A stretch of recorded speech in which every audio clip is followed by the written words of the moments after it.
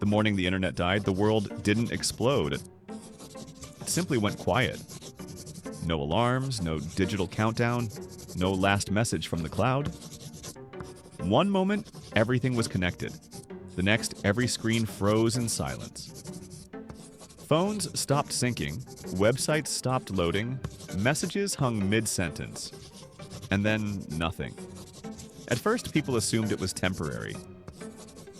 The servers will come back, they said, refreshing their screens again and again like addicts tapping an empty vein. But hours turned into days, and it became clear the internet wasn't coming back. The cause was never fully understood. Some said it was a massive solar storm. Others blamed a coordinated cyber attack. Or perhaps a final, irreversible software collapse deep within the backbone of the global network. Whatever it was, it ended centuries of data, memories, and dependence in an instant. In the first week, panic ruled. Businesses collapsed overnight. Banks could no longer access records.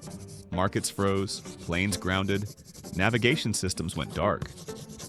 Even hospitals running on cloud-stored databases struggled to access patient histories. Governments broadcast emergency messages over radio, ancient voices reborn in static. Then came the personal losses.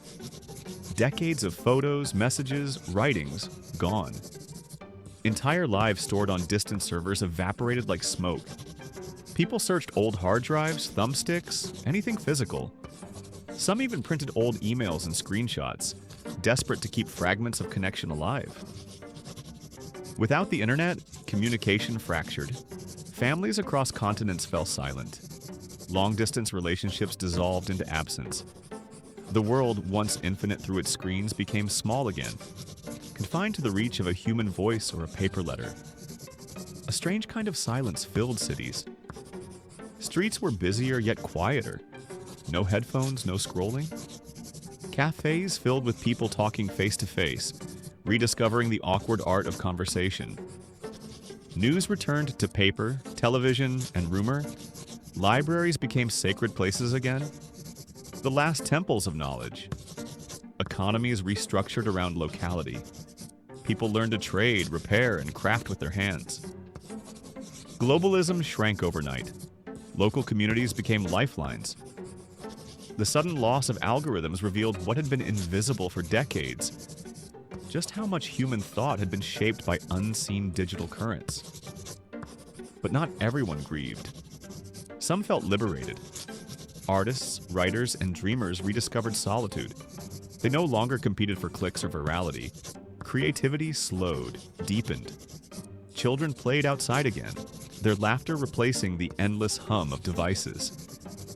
Time, once consumed by infinite scrolling, returned as something tangible and slow.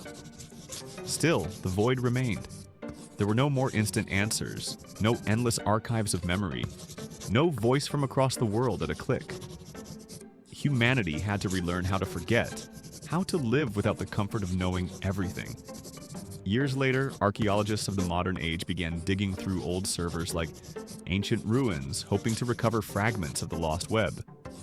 What they found were echoes, bits of poetry, laughter, arguments, and cat videos. Ghosts of a digital civilization that once believed itself eternal. And yet, despite the loss, life continued. Gardens replaced screens. Letters replaced texts. People began to look each other in the eyes again. The internet had once connected everything, but in its absence, humanity discovered something older. Connection that required presence, patience, and time. When the last routers cooled and the last lights blinked out, the world didn't end. It simply went offline and began again.